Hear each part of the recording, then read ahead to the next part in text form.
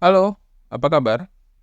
Hari ini kita akan belajar senyawa turunan alkana, khususnya tentang sifat fisik dan sifat kimia dari haloalkana.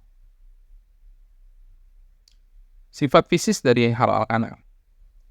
Haloalkana memiliki massa molekul relatif yang lebih besar daripada alkana dengan jumlah atom C yang sama. Ya, hal ini disebabkan karena halogen ini memiliki AR yang lebih besar daripada eh, hidrogen dan karbon ya.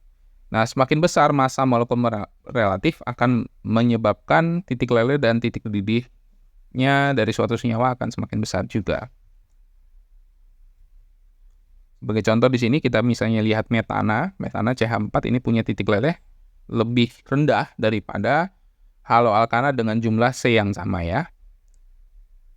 Kita bisa lihat makin besar daripada MR-nya makin tinggi titik leleh dan titik didihnya.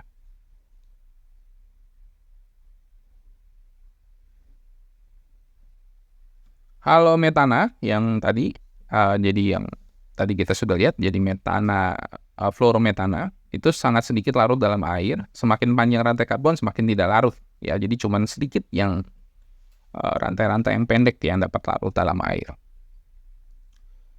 Tetapi haloalkana ini larut dalam larut organik, seperti misalnya contohnya alkanol atau ether. Ya. Untuk sifat kimianya, yang pertama adalah substitusi halogen dengan gugus OH. Ketika haloalkana direaksikan dengan suatu basa kuat, contohnya misalnya NaOH, maka atom halogen akan disubstitusi oleh gugus OH. Ya, sebagai contoh misalnya di sini kita punya etana ya. Apa namanya? Haloetana ditambah dengan NaOH menghasilkan alkanol ditambah suatu garam NaX ya. X di sini berarti bisa FCl, Br atau I.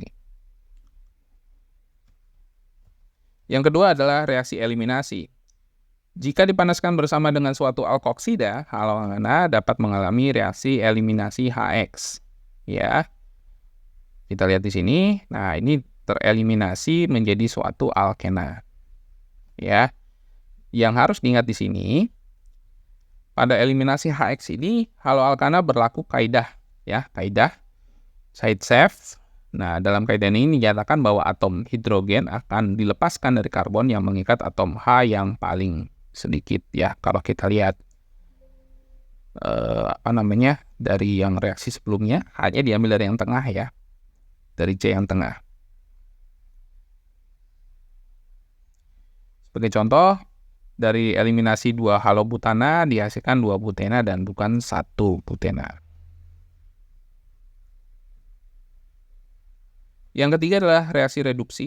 Haloalkana dapat direduksi dengan menggunakan hibrida litium aluminium. Reaksinya sebagai berikut. Misalnya kita punya suatu haloalkana menghasilkan alkana ya, alkana ditambah LiX ditambah AlX3.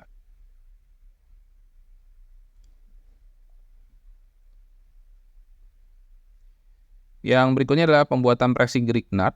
Reaksi Grignard dapat dibuat dengan mereaksikan haloalkana dengan logam Mg, ya, Rx ditambah Mg menjadi RMgX.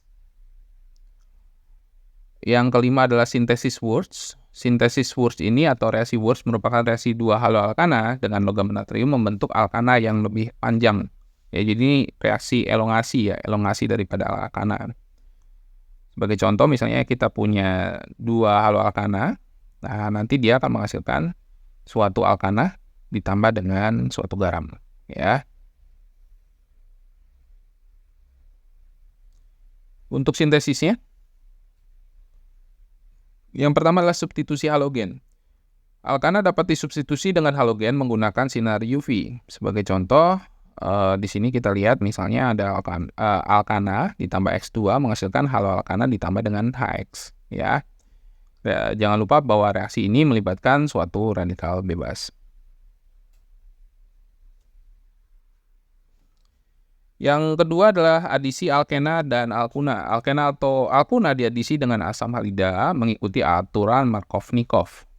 Ya, sebagai contoh di sini kita lihat ada alkena ditambah dengan H2 akan menghasilkan suatu haloalkana. Ya. Oke.